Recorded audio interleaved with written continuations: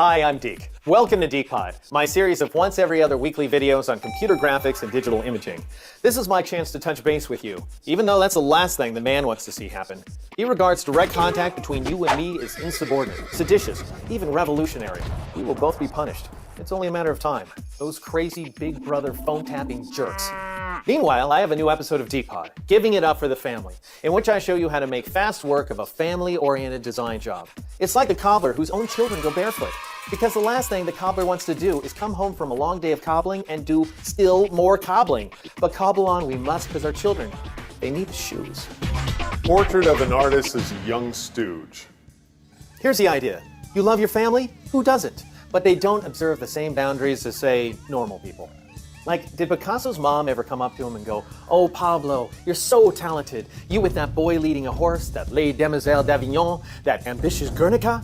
You make such a fuss, you create such big, bold pieces for strangers, Pablo.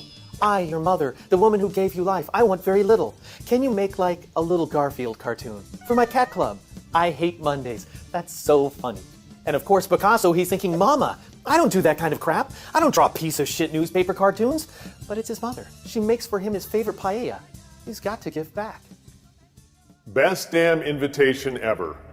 So here's a real-life scenario. My wife asked me to make an invitation for my youngest son's birthday party. She's even taken a few minutes to sketch out the idea. Of course, everything's last minute and I'm booked to the gills, but she's thinking, how hard can it be? Just do it in Microsoft Word, add a fancy border, take it to Kinko's, you've got yourself an invite. Understandably, she's thinking, buck up and be a normal computer-savvy Mac daddy. But it's not that simple. I'm not Joe Scrapbooker. I'm a serious, self-appointed computer graphics authority. I'm published in 24 languages for crying out loud. If I'm going to do this thing, it's got to rock. It has to make the other dads feel emasculated over their lack of birthday party invitation acumen. It has to be the best damn birthday party invitation for a 6-year-old ever made by the hand of man. The perfect base image. I can't afford to turn this into a 3-week birthday party invitation epic. I'm Deke. I've got stuff to do. That means finding an awesome base image that somebody else has created and is willing to license. In other words, cheat. So I go to this great site here and run a search for the themes from my wife's sketch. King, castle, knight. Some 15-20 minutes later, I find this. It's got everything I'm looking for. It's epic, it's graphic, it's professionally executed, plus it has lots of empty space just waiting for me to drop in text and pass it off as my own work of brilliance. Perfect! My small contribution.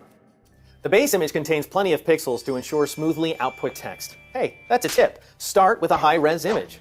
So it's simplest to do the entire job in Photoshop.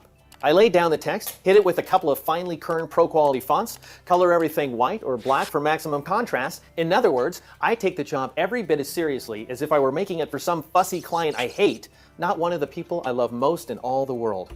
Still, I'll be damned if the result is legible. That script text is going to fill in like crazy when I print it. It needs the kind of finessing Photoshop excels at. Amping it with effects.